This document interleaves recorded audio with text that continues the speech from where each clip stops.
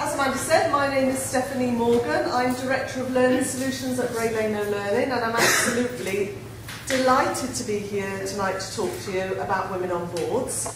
When I say I'm delighted to speak to you, I'm also a little bit disappointed. I'm a bit disappointed, and I'm also delighted. And the reason that I'm disappointed is because when I started my career in the 80s, I really thought that women could have it all, and that slowly and surely attitudes were changing. Nearly 30 years later, and in many sectors and many walks of life, nothing has changed at all. I could berate you with all the gory details, and I could do a pretty good poor me on behalf of womankind. But of course I'm not going to do that. What would be the point of that? And that leads me to why I'm delighted to be here tonight. And I owe this insight to my new colleague, Rachel Matthews. When Rachel started working with me in Bray Leino, I said to her that one of my passions and one of my interests was women on boards, and how tough it was. Have you seen the figures? They're absolutely terrible. It's still a challenge for women to get on in their careers and to get to board level. And Rachel said, is it? I thought there's never been a better time to think about getting to board level, to have a career. And I just started looking at it all completely differently then, because she's absolutely right.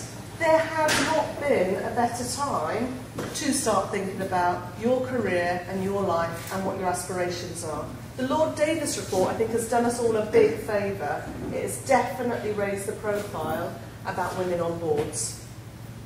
So, in fact, every time I hear now that a board only has one woman or no women, I thought, yes, another opportunity for us. Some other boundary that we can just burst through and get to the topic.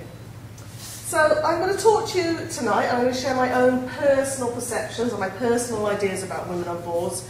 And if you've signed up for the event, so you know what I'm going to talk about. I'm going to talk about why having women on boards is a good idea, what the different types of boards are, how that could be an opportunity for you, and if you're still in the room and you're still interested, what you can do about it. Everyone happy with that? So the first point is, why should we have women on boards at all? And my simple, the straightforward answer to that is, because we are women! That's why we should have women on boards. Because we count. We have a voice. We make up, give or take, about 50% of the population. Why wouldn't we be at board level? Why wouldn't we be there? And we are different. We are not men. We think differently. We have a different agenda, and we have different ways of thinking. In fact, how many men say, I don't know what women think. I don't get women. Where are they coming from? How the hell can they represent us when they freely admit they don't get our modus operandi? So, what is it about us that makes us different, and what new insights can we bring to a board? Obviously there are many, many things, but I thought I would share with you 3 things that I think personally are quite important. So the number one thing about a board, every board, is that they have customers. Now sometimes they have users, sometimes they're not actually paying customers, but at the end of the day, whichever way you want to call it, they are customers. Now, sometimes those customers don't have a lot of choice, so if you go to the NHS, they might play around with the edges and say you've got a choice. You can go there or there, you can choose that consultant or that consultant, but at the end of the day, you're going to the NHS.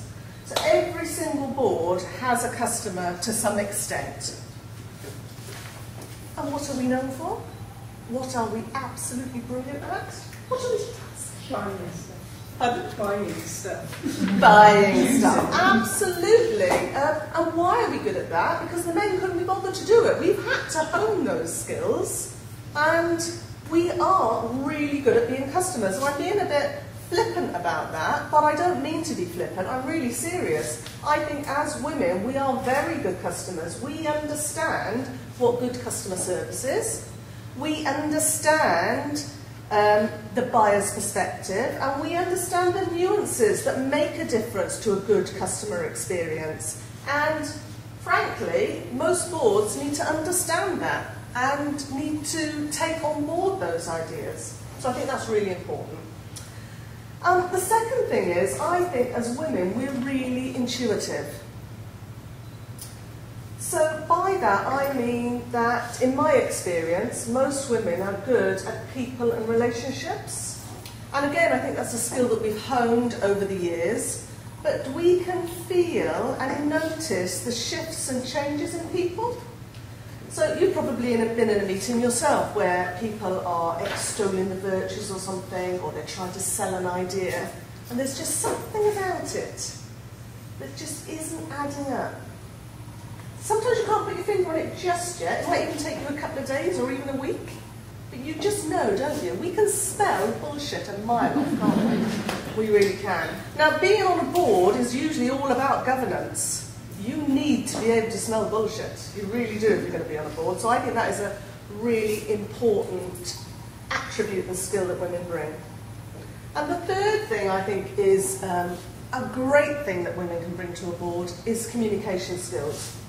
And not just communication skills, but I think women are more collegiate, we're more community orientated, we're more interested in the greater good, make it better for everybody, and we're also more, I hope this is the right word, consensual.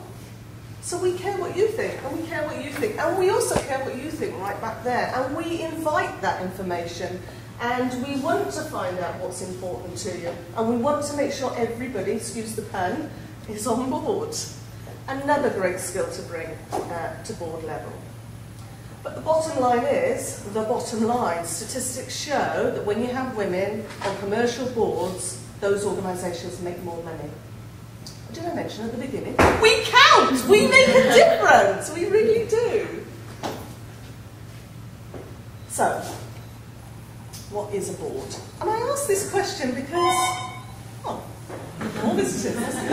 I asked this question because I was confused for a while, and I'm quite passionate that women early on in their career recognise the choices that they can make later on. So if you don't understand about boards and you don't know what the difference is, then it's quite hard to think about that or include it. So I'm going to very quickly tell you my version about what I think the different types of boards are. I did ask my trusted friend Google, and he could not give me, or she could not give me, just a straightforward list.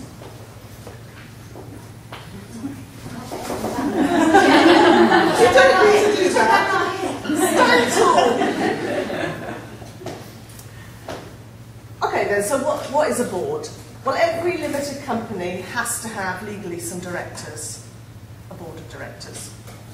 Every large company, especially PLC companies, will have a senior team running the business, quite often called the execs, and also just referred to as the board.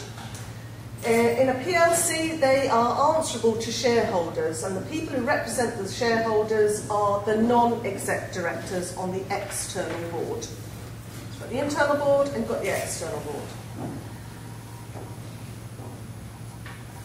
That model also applies to all government departments, to the police, to the ambulance service. They all have, at the top of their organisation, a board, and they are held accountable to an external board. The same applies for charities, only they're usually called trustees, and quite often they're working for absolutely nothing, especially if it's a small charity. They might be doing all of the work of it, there might be no up at all to it, there might just be the people around the table doing the work. In every single case, as I've already said, they are all concerned with and have a duty about governance, which is, I guess, where the term governors come from. And that leads me to my last example, which is school governors. I didn't realise, but school governors have so much power and influence over a school. They appoint the teachers, they help run the schools. I didn't realise that at all. So they're a good place to start if you want to get some experience. So why, though, have I laid that all out in such, detail for you? What difference does it make? Well, the beauty of what I've just told you is there are opportunities all around for every one of us. So if you'd walked in the door thinking a board position is a very senior position at the head of Tesco's or the head of the cabinet office or something like that, actually, no. There's one down the road. There's bound to be one really close to you. There's opportunities all around us. So, how is this an opportunity to you? Well, I said at the beginning that naively I thought that women could have it all way back when I started my career. And, I still think that to a certain extent. But what I've learned is that the press portray the fact that women can have it all in such ridiculous terms. So they say that we should have a fantastic career, but we should also be able to have children, and we should also be paid really well for that. And of course we must have a fabulous circle of family and friends who we see whenever we want to, and the job and the children. And in amongst all of that, of course, we're having sex at the drop of a hat, orgasmic all the bloody time. It's just wonderful.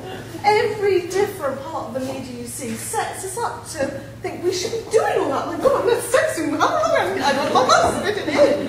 And at the same time, the mixed messages at the same time, you're never going to have it all. You can't have it all. You're never going to do all of that. Look at all these women who are giving up. They're gone. You just can't have it all. It's exhausting. It's absolutely exhausting. So, my version of having it all? Think about it. Think about what makes you tick. Think about what is important to you, what makes you happy, and I mean really happy, because once you've figured that out, you then have choices. And when you know what your choices are, and when you know what's important to you, you can design your very own version of having it all. You can have it all, and you can have it all, and you can have it all. You can all have it all. Once we're clear about what having it all means for us.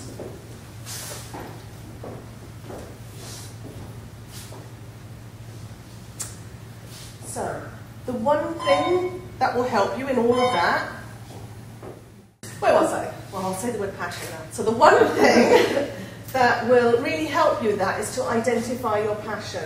So what are you really passionate about?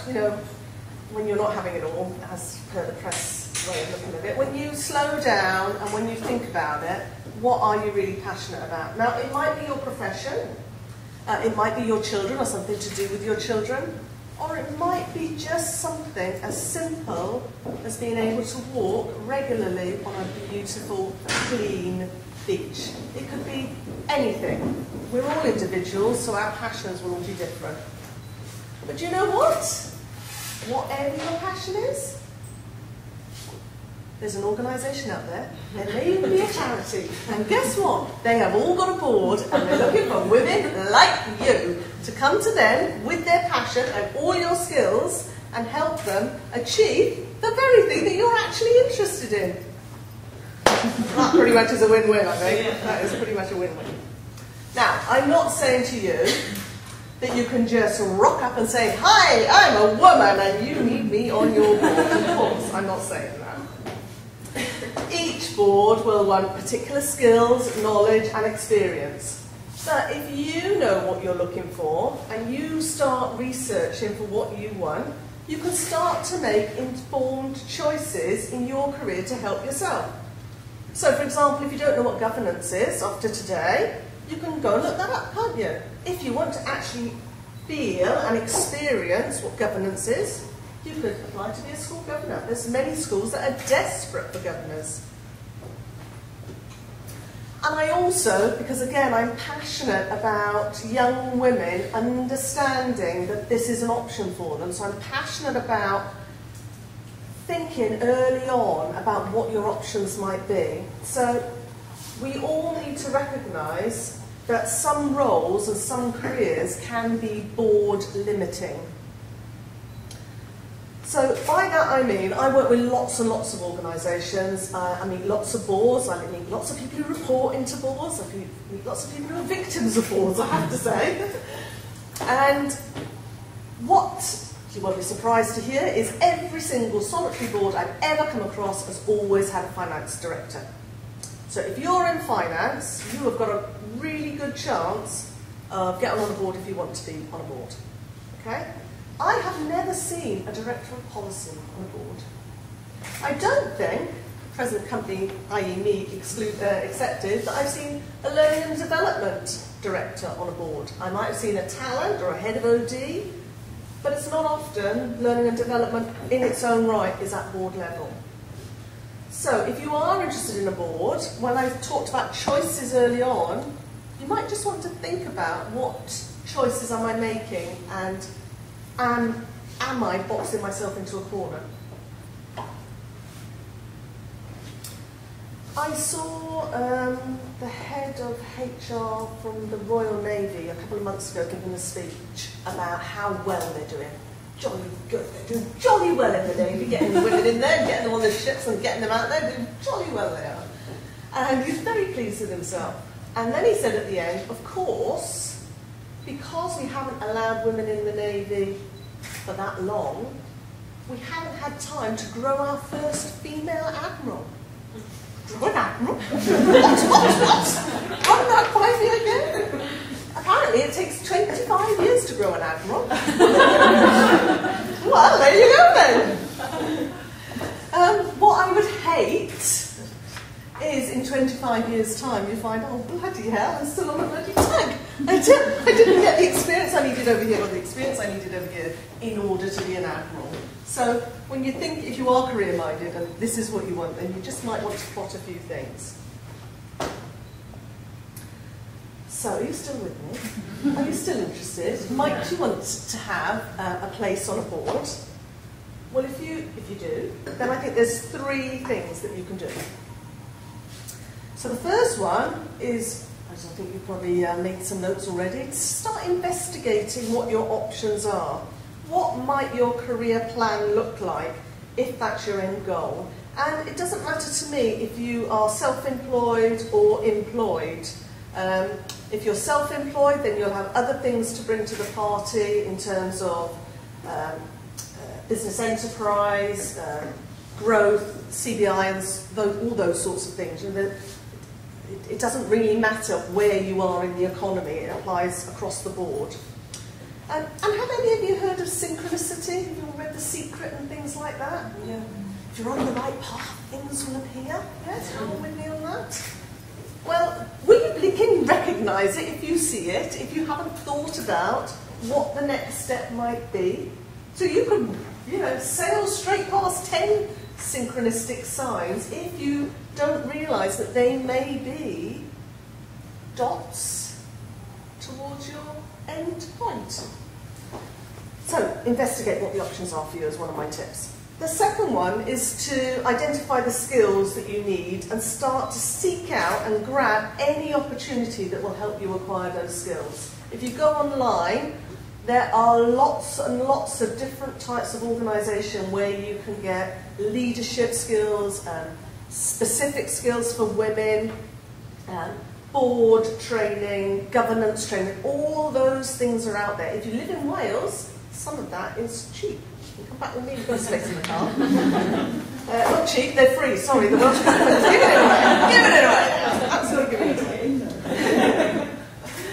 But you can't just have the skills, you need to prove you can apply those skills and get practical experience. So when you're asked, will you head up the next project, and you think, I'm not really sure, jump in with both feet.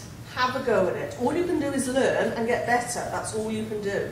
So don't ever turn an opportunity away, that will give you the chance to learn skills and apply skills.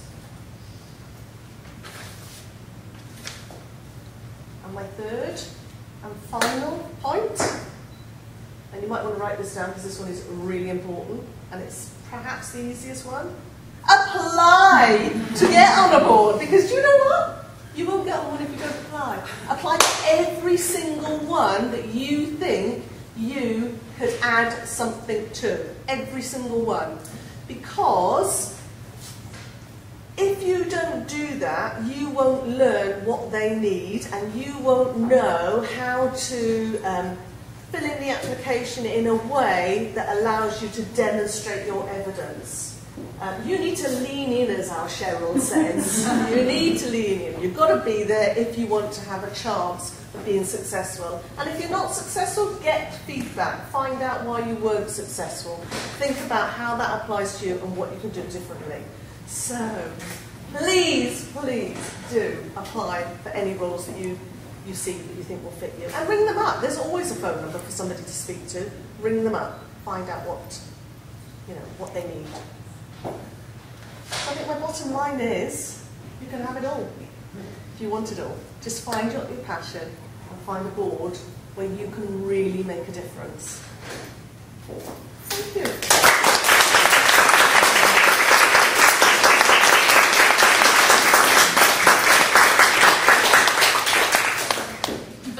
Got time for Q&A. Oh yeah, sorry.